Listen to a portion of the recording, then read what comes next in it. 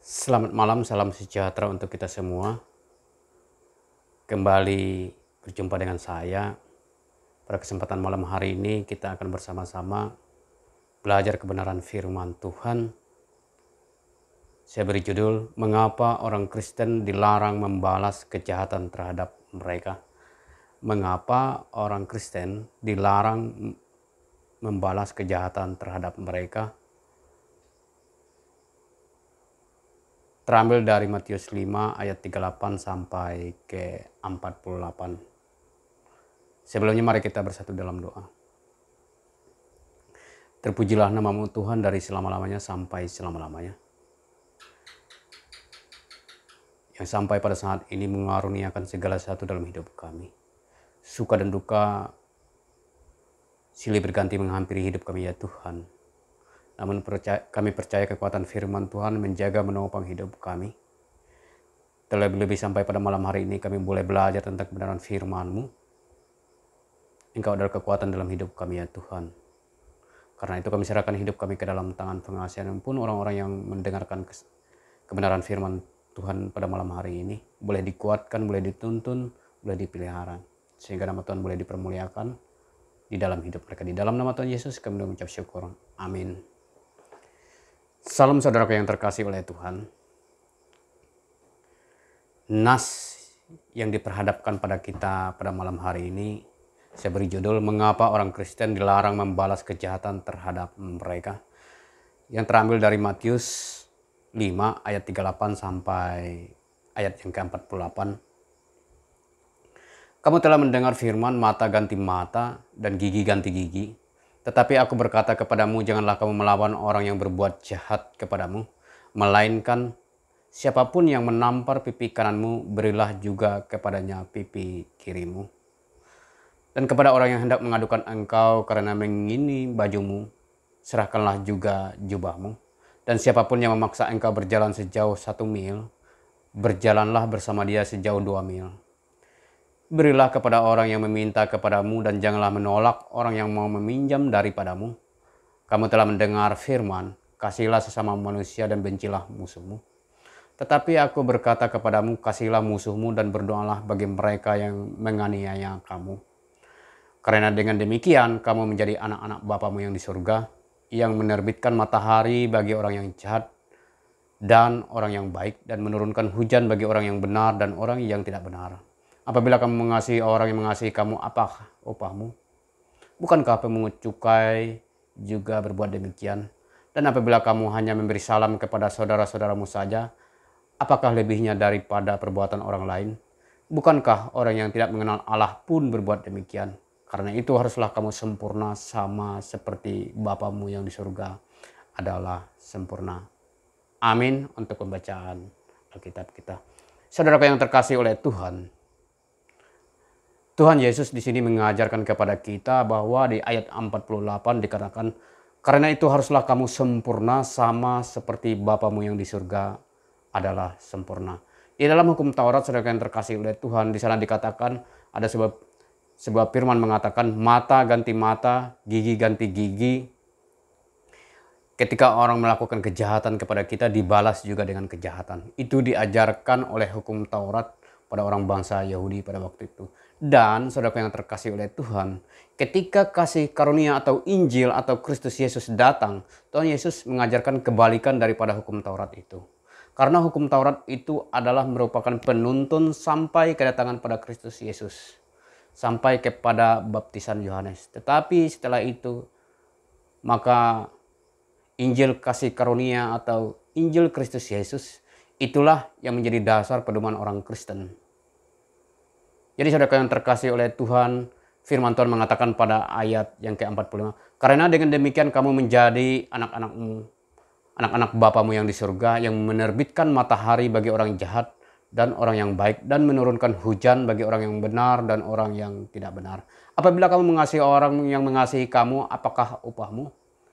Apakah pemungut cukai juga berbuat demikian? Saudaraku yang terkasih oleh Tuhan, jika saudara melakukan sesuatu yang baik kepada saudaramu, jika saudara melakukan sesuatu yang baik kepada orang yang berbuat baik kepadamu, firman Tuhan mengatakan, apakah kelebihanmu dengan orang-orang lain? Orang-orang yang tidak mengenal Allah juga bisa berbuat demikian, ayat 47. Dan apabila kamu hanya memberi salam kepada saudaramu saja, apakah lebihnya daripada perbuatan orang lain?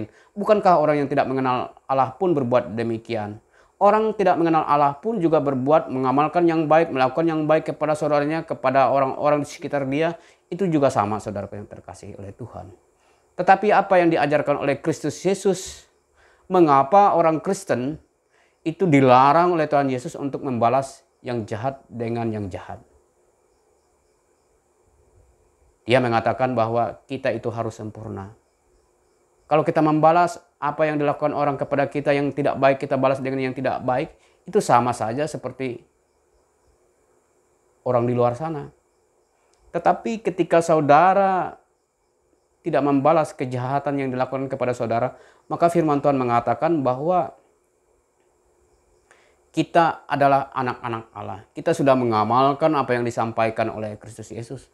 Karena Kristus Yesus ketika datang ke dunia ini pun bagaimana dia dicaci maki, bagaimana dia dihina, dalam firman Tuhan mengatakan dia tidak membalas. Saudaraku yang terkasih oleh Tuhan, tujuan Tuhan supaya mengajarkan, tujuan Kristus Yesus mengajarkan hal ini kepada kita.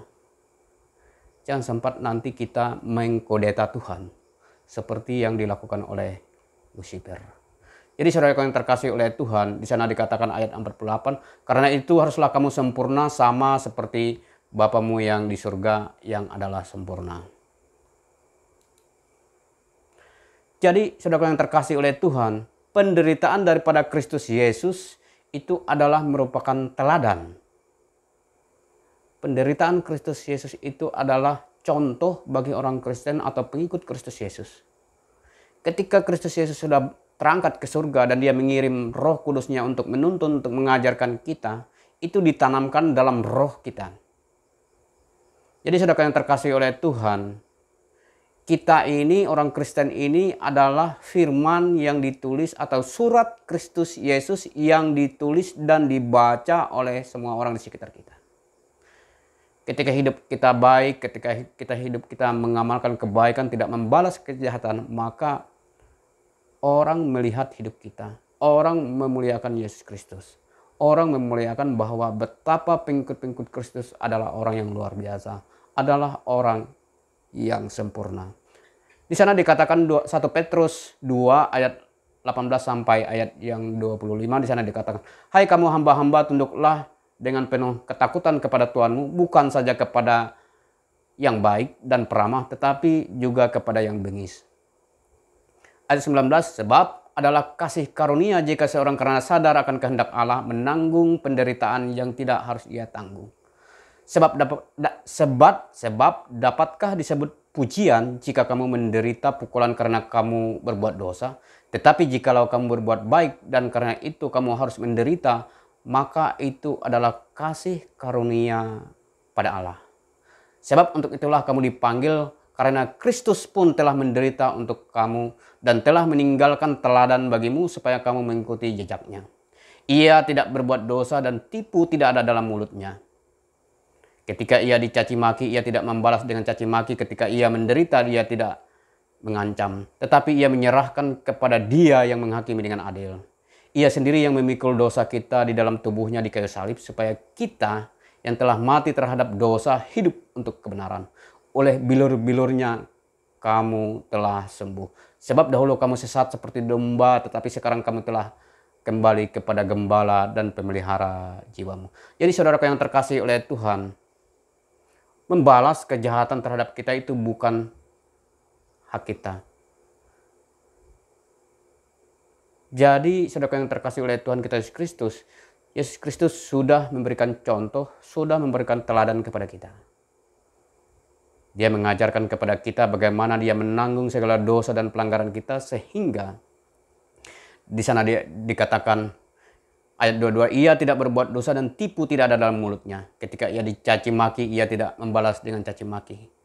Ketika ia menderita, ia tidak mengancam, tetapi ia menyerahkan kepada Dia yang menghakimi dengan adil.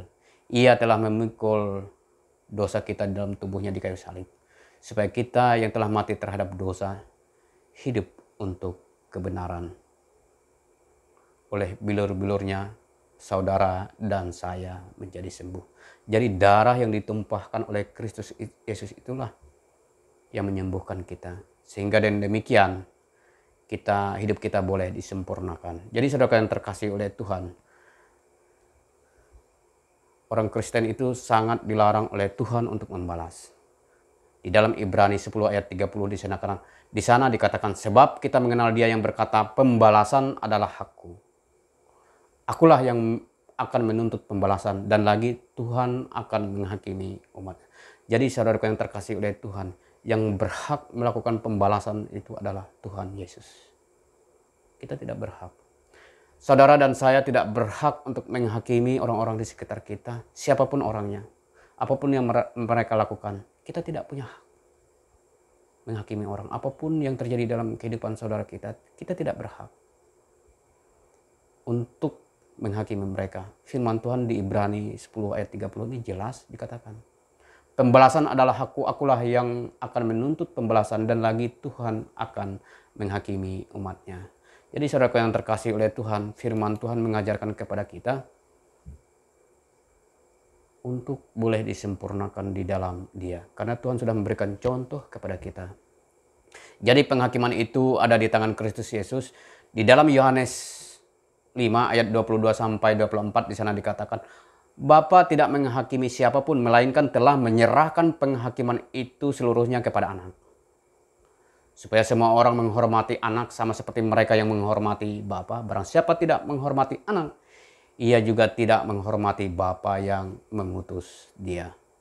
Ayat 24, aku berkata kepadamu, sesungguhnya barang siapa mendengar perkataanku dan percaya kepada Dia yang mengutus aku, ia mempunyai hidup yang kekal dan tidak turut dihukum, sebab ia sudah pindah dari dalam maut ke dalam hidup. Jadi saudaraku yang terkasih oleh Tuhan kita Yesus Kristus, jelas firman Tuhan mengatakan kepada kita, siapapun yang menolak Kristus Yesus, siapapun yang tidak menerima Yesus Kristus, dia adalah musuh Allah. Di sana jelas dikatakan bahwa Allah Bapa tidak melakukan penghakiman lagi, tetapi menyerahkan kepada anaknya Yesus Kristus untuk menghakimi siapapun. Jadi penghakiman itu ada di tangan Kristus Yesus. Sudah diserahkan oleh Bapa sesuai dengan ayat ini. Semua orang yang menghormati anak sama seperti mereka menghormati Bapa. Siapa tidak menghormati anak, ia juga tidak menghormati Bapa yang mengutus dia. Jadi setiap orang yang tidak percaya kepada Kristus Yesus, tidak beriman kepada Kristus Yesus, ia menolak Allah Bapa. Di sana jelas dikatakan, aku berkata kepadamu, sesungguhnya barang siapa yang mendengar perkataanku dan percaya kepada Dia yang mengutus aku, ia mempunyai hidup yang kekal dan tidak turut dihukum. Sebab ia sudah pindah dari maut ke dalam hidup. Jadi saudara yang terkasih oleh Tuhan kita Yesus Kristus, ketika saudara mendengar firman ini, ketika saudara percaya kepada Dia yang mengutus Yesus Kristus, maka orang itu mempunyai hidup yang kekal dan tidak turut dihukum. Saudara dan saya yang percaya kepada Kristus Yesus sudah pindah dari maut ke dalam hidup. Betapa luar biasanya firman Tuhan pada malam hari ini. Saudara dan saya yang mendengarkan firman Tuhan ini akan dikuatkan oleh Tuhan. Ada juga dikatakan di dalam 2 Tesalonika 1 ayat 3 sampai 12 di sana dikatakan, untuk menguatkan saudara dan saya tambahkan ayatnya lagi. Ayat 3, kami wajib selalu mengucap syukur kepada Allah karena kamu saudara-saudara, dan memang patutlah demikian.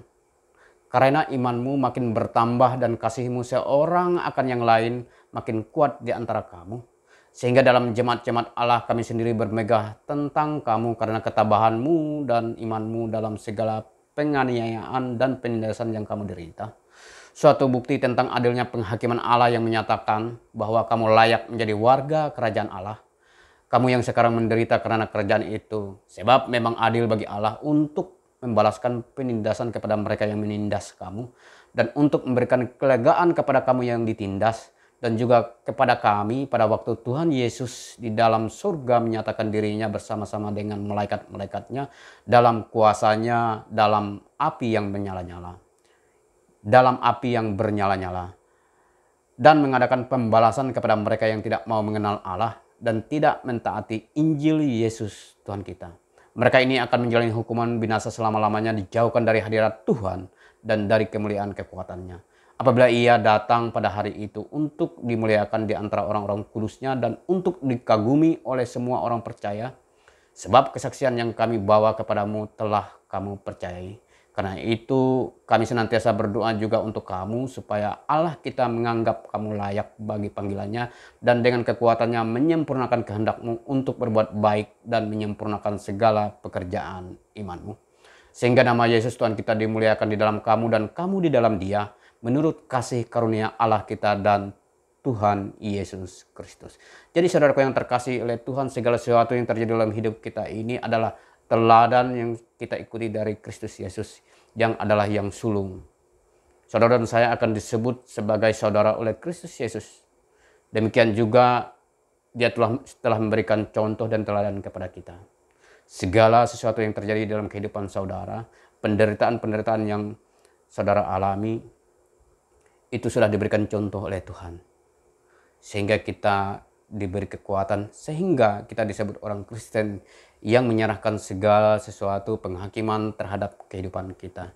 Jadi saudara yang terkasih oleh Tuhan kita Yesus Kristus, betapa luar biasanya firman Tuhan yang boleh kita sama-sama gumuli pada malam hari ini.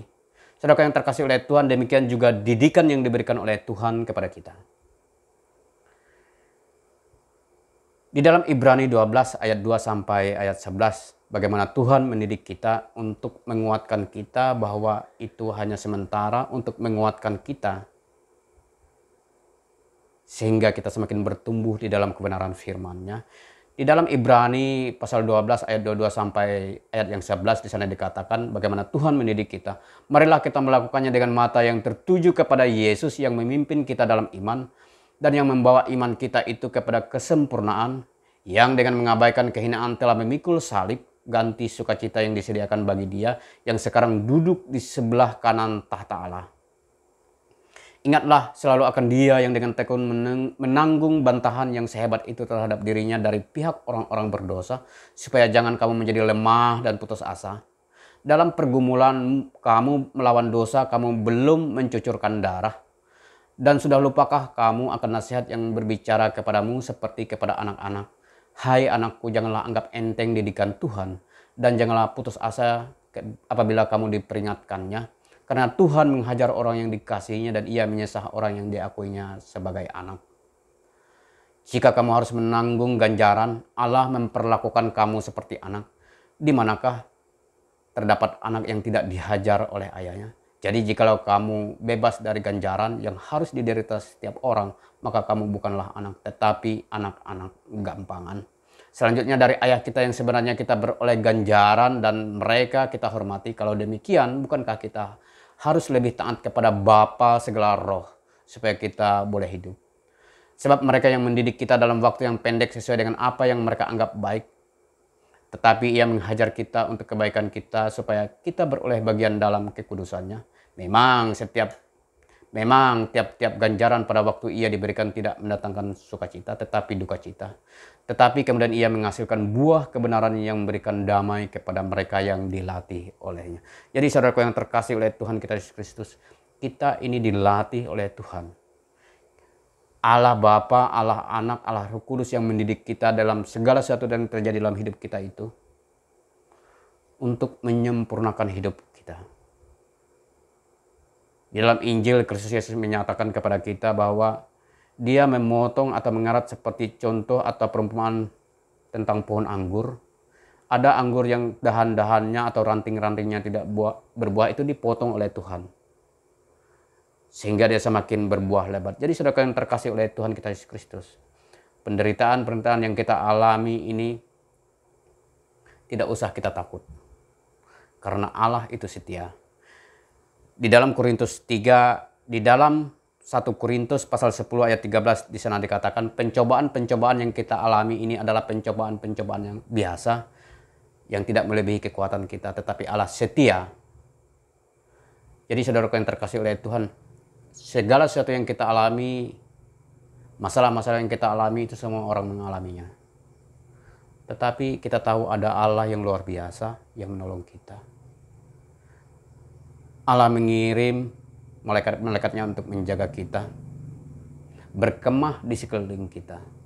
Dia mengajarkan dengan waktu sesuai dengan keinginan Tuhan itu, sehingga kita sempurna. Seperti halnya bagaimana Allah mendidik Raja Daud. Dia seorang seorang gembala sampai ia menjadi seorang raja. Bagaimana Tuhan? Dia sudah ditahbiskan untuk menjadi raja, tetapi tidak langsung dia memegang kekuasaan. Bagaimana Tuhan mendidik dia, akhirnya dia menjadi seorang raja yang berkuasa yang luar biasa. Jadi saudara yang terkasih oleh Tuhan, demikian juga kita dididik oleh Tuhan. Jadi saudara yang terkasih oleh Tuhan, segala sesuatu yang terjadi dalam hidup kita ini mengajarkan kita untuk semakin setia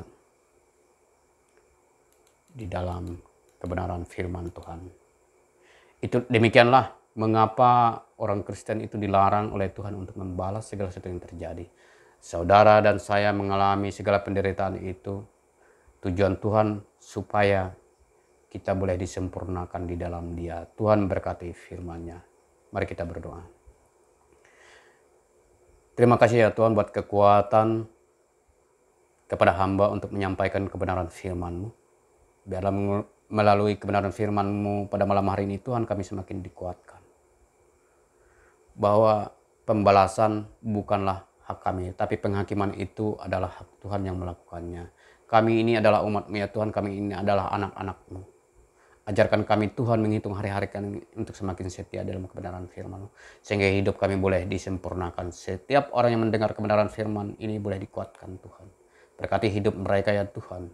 Buka hati dan pikiran mereka untuk mengenal akan kebenaran firman-Mu. Karena firman-Mu lah hidup kami dari selama sampai selama-lamanya. Maka kami pindah dari maut ke dalam hidup yang kekal. Di dalam nama Tuhan Yesus kami mengucap syukur. Amin.